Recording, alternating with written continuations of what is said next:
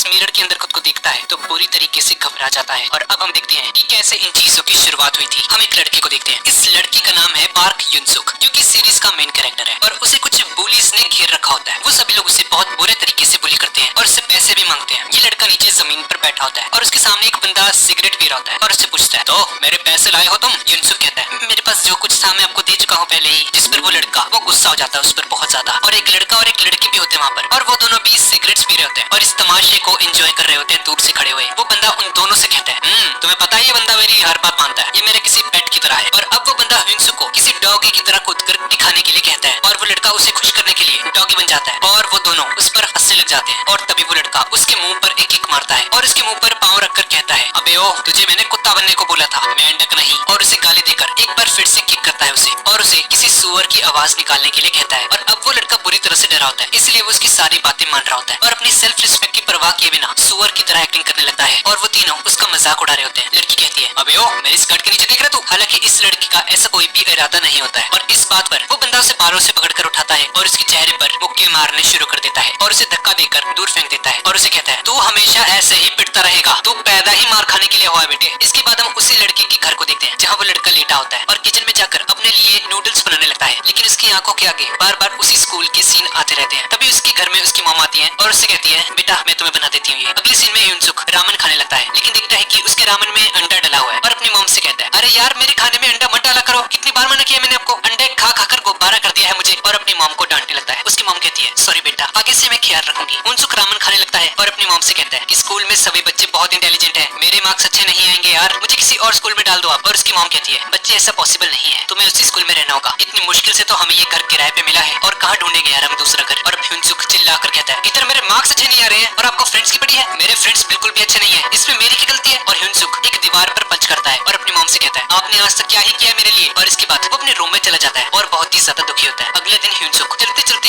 एक लड़की से टकरा जाता है। वो लड़की उसे कहती है, चार आंखें लगा के भी नहीं दिखता तुझे? युनसुक उसे कहता है, मेरी गलती नहीं है इसमें, तुम्हारा ध्यान तुम्हारे फोन में था, तुमने मुझे देखा ही नहीं। और उसकी ये बात सुनकर वो लड़की गुस्सा होने लगती है और तभी पीछे वही आदमी भी आ जाता है जो उसे पहले भी बुली कर रहा था। और उसे देखकर युनसुक डर जाता है और उस लड़की से ही माफी मांगता है और अभी बंदा उससे जिम के कपड़े मांगता है उसके और युनसुक उसके कपड़े लेने चला जाता है वहाँ से। इसके बाद हम उसी स्कूल का प्लेग्राउंड देखते हैं जहाँ ये लड़का युनसुक को टारगेट बनाकर उस पर फुटबॉल फेंक रहा होता है। युनसुक बचने के लिए नीचे बैठ जाता है और वो लड़का गुस्सा होने लग जाता है युनसुक पर, क्योंकि उसने 10,000 रुपए की शर्त लगा रखी होती है। पास ही खड़ी लड़की अपने फ्रेंड से पूछती है, ये सब क्या कर रहे हैं लोग? और उसकी फ्रेंड उसे बताती है, अरे इन्होंने शर्त लगाई है उस लड़के के मुंह पे बॉल मारने की। वो लड़की ने मना करती है लेकिन कोई भी उसकी बात नहीं सुनता। और तभी एक दूसरा लड़का वहाँ पर आता है और अपनी पूरी पावर से उस फुटबॉल को किक करता है और वह फुटबॉल उड़ता उड़ता युनसुक के मुंह पर जाकर लगता है और उसकी ऐनकें भी गिर जाती हैं। इस